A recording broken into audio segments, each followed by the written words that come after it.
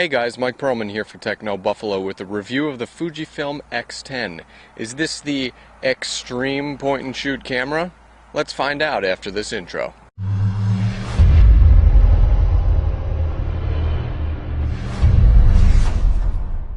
Ladies and gentlemen, joining me today is the Fujifilm X10. This is an advanced fixed lens point-and-shoot camera that excels in many departments. We're going to cover that in this review. First, let's start out with this thing's design, which kicks some serious ass.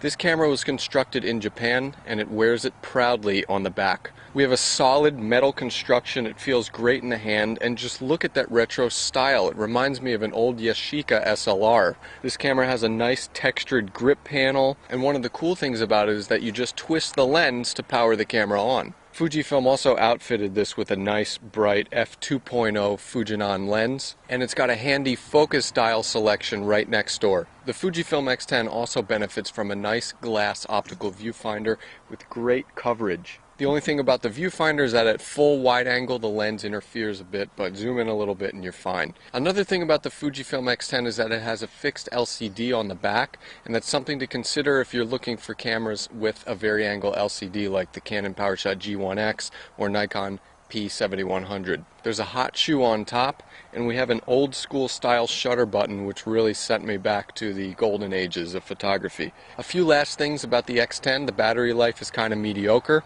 Also, every once in a while I got this strange card error. After taking a picture while the image was processing, all of a sudden it would say card error, could not record, and I had to restart the camera.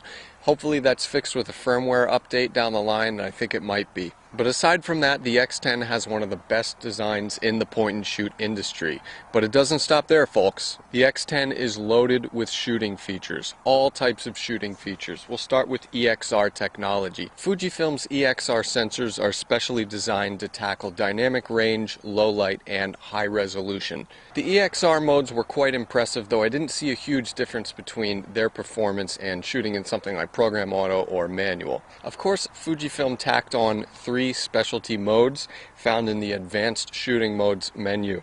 These were Pro Low Light, Pro Focus, and a Motion Panoramas 360. Now, one of the best things about the X10 was its selection of monochrome shooting modes. You could shoot in black and white with different tints like red or yellow, and the results were amazing. In manual mode, I had a shutter speed that went down to 30 seconds.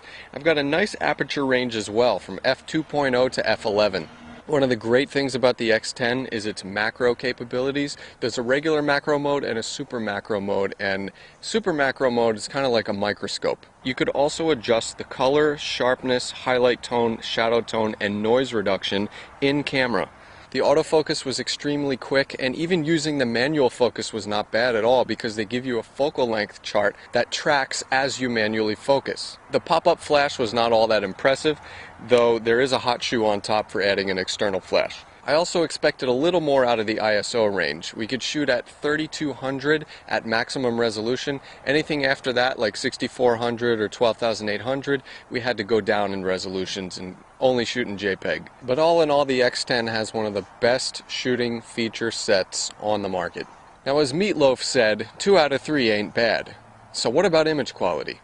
Well, I'm here to tell you that 3 out of 3 ain't bad at all. The X10 is an excellent performer when it comes to shooting. It has a unique 2/3 size sensor, which falls just above a 1/1.7 inch chip that you find on cameras like the G12 or the P7100, and it falls just under the Nikon J1's 1-inch sensor. The sensor also has EXR technology, which means it employs various methods of pixel binning and diagonally mounted pixels for enhanced resolution, sensitivity, dynamic range, etc. The sensitivity, the detail, the color with this camera, especially those monochrome modes, is amazing.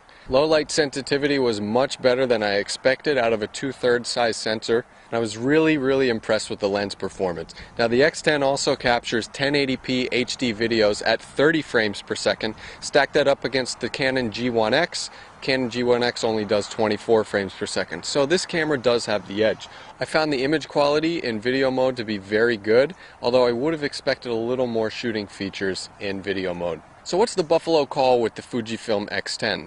Right now, in my opinion, this is the best budget fixed lens point and shoot on the market. Now if you have extra cash kicking around, look at the Fujifilm X100. For the full review, go to technobuffalo.com. Until next time, I'm Mike Perlman. Let's go Devils.